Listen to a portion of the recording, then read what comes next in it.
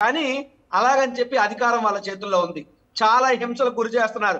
వీళ్ళు అరెస్ట్ చేసాం, రిమాండ్ 24 గంటల్లో కోర్టు ముందు ప్రవేశపెడతాం అనే లోపే బీభత్సంగా వంశీ గారు న్యాయమూర్తి ముందు ఇచ్చిన వాంగ్మూలం, నాకు ప్రాణహాని ఉంది, శ్వాసకోశ వ్యాధి ఉందని తెలిసినా నన్ను ఇబ్బంది పెట్టారు.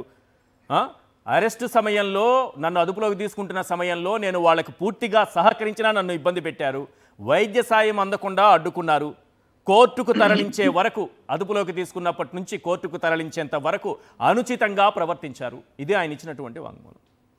సార్ అదే సార్, చాలా ఇప్పుడు అటువంటి వ్యక్తి అంత ఇచ్చిన తర్వాత నిజంగా వంశీ అంత ధైర్యంగా సత్యవర్ధన్ జడ్జి గారి ముందు చెప్పారు కదా, నిజంగా వంశీ గారు ఇబ్బంది పెట్టుంటే, నిజంగా వంశీ గారు కిడ్నాప్ చేయించే ప్రయత్నం చేసి ఉంటే జడ్జి గారి ముందు చెప్తాడు కదా ఆయన.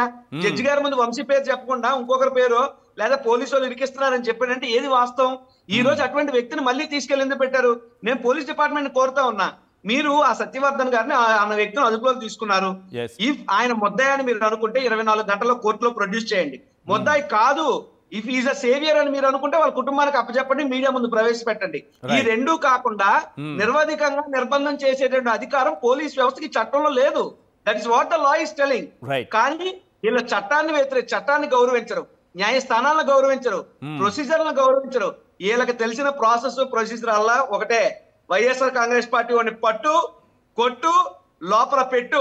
ఇది రెడ్ బుక్ రాజ్యాంగం యొక్క మూలాల కింద మారిపోయింది రాష్ట్రంలో.